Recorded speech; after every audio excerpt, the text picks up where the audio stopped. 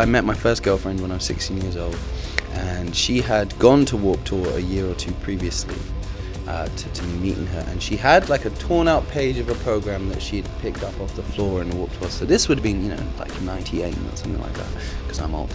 And it was a kind of an old school drawing of this punk guy like skying away, and it just had like Vans Warped Tour, and I used to look at it every time I was in her room, and it had this kind of almost mythical, otherworldly quality because it was from so far away, and I was growing up listening to all the music that was on the tour at that time, NoFX, whoever. And all of these years later, I'm in a band and I'm a singer somehow, and I'm playing on that tour that was once a flyer on my first girlfriend's bedroom, and I think about that every day when I'm standing on the stage. So honestly, I couldn't tell you one particular thing because the whole thing has been pretty incredible so far, and I really enjoy being here. The crowds have been very welcoming, the shows have been great, and we get to watch great bands every day, and we're surrounded by both new and older bands that are all fantastic, so I couldn't be happier to be here. I think being in a band is great because it enables you to legitimately run away from all adult responsibilities, and I don't have to.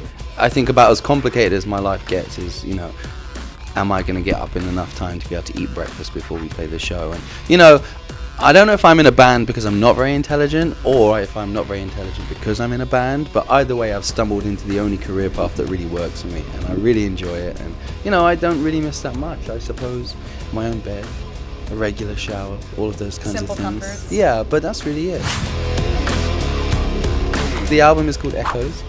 It was the quickest album that we've ever written. We wrote it in 8 weeks and recorded it in 5 weeks. Wow. Yeah, which was a bit of a whirlwind for us. We parted ways with our original drummer in October last year at the end of the last record cycle.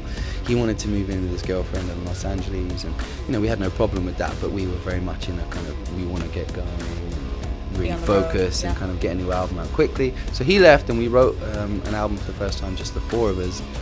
And it came together very quickly. We were just really hungry. We got a new guy in to play drums on the record, a guy called Chris Camerado.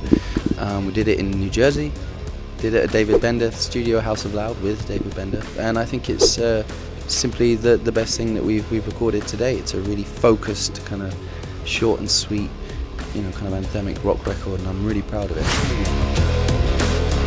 I don't consider myself as being someone that's in a place to give that much advice or that much good advice. However, the one thing I really, really do know more than anything else is that there is actually very little separating the bands that do really well from the bands that don't make it.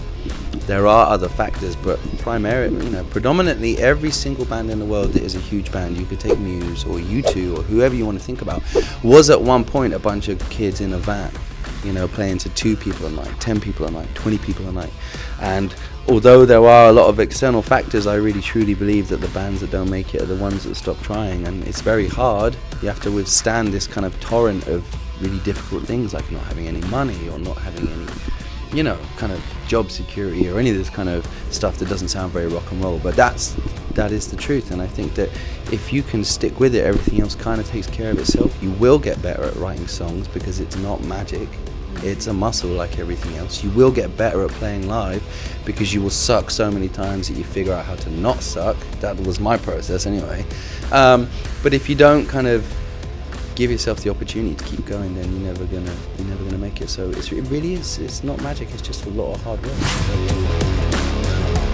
Yeah, I'm gonna go into like one of those sensory deprivation chambers. Just not have anything happen to me. No, actually, we're gonna go home after this tour. We have some promotional stuff to do in the UK for the release of Echoes. And then we're going to go on tour with Billy Talent in the UK and Europe, and then we're doing a bunch of the radio festivals over here in September, and then we're going to be back again for another tour and some headline stuff before the end of the year. So very busy. That's a happy problem. I wouldn't have it any other way. Yeah, it's either be super busy or kind of sit at home doing nothing. Hello, it's Gustav. I'm from Young Guns. Take my advice and subscribe to Louder Noise TV, the loudest noise on earth.